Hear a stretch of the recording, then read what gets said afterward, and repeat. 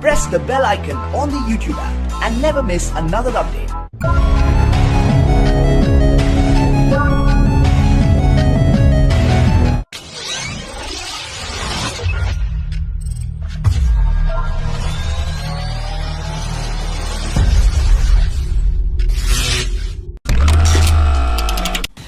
The plans to acquire two of the airborne early warning systems from Israel and Russia have witnessed a steep hike in price, thus forcing the government to put the project on hold.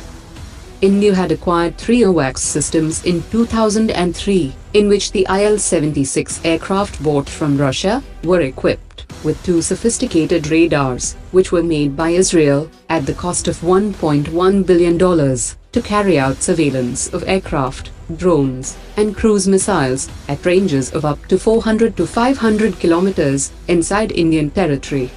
According to sources, the main reason behind the steep jump in the price is the 3 times increase in the price of the Il-76 planes from Russia, on which the radars have to be mounted.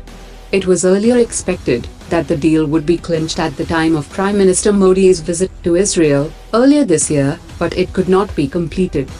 India has also decided to develop an indigenous AWACS, as the Defence Acquisition Council has given clearance to a proposal to acquire two Airbus 330 planes and build an AWACS which can provide 360-degree surveillance.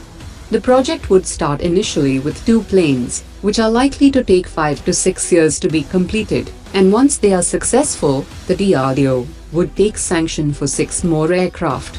The indigenous, airborne early warning and control aircraft are undergoing trials, after which they would be used for operational flying by the service.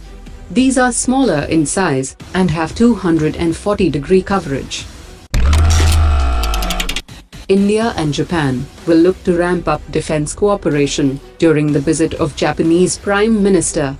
During the visit, the Japanese Prime Minister will attend the groundbreaking ceremony of the high-speed railway, a flagship program of the India-Japan collaboration, marking the commencement of the bullet train project.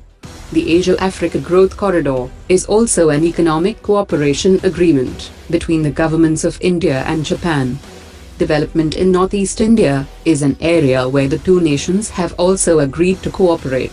India may finally agree to buy the US-2I amphibious aircraft from Japan in a deal worth $1.3 billion.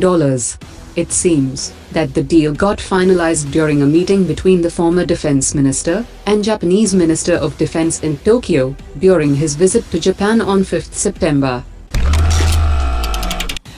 Ahead of U.S. Defense Secretary James Mattis's first visit to India from September 25, U.S. Deputy Assistant Secretary of Defense Joseph Felter have landed in India for a 2-day visit with a host of proposals to strengthen the bilateral partnership. India and the U.S. will further cement their bilateral defense cooperation, with Washington readying to expand the Defense Technology and Trade Initiative by jointly working on intelligence, surveillance, and reconnaissance, air and land systems, and hosting an Indian military officer in its Hawaii-based Pacific Command. India and the US are also jointly working on aircraft engines and aircraft carrier technologies, so that the latest technologies could be shared between two sides. Of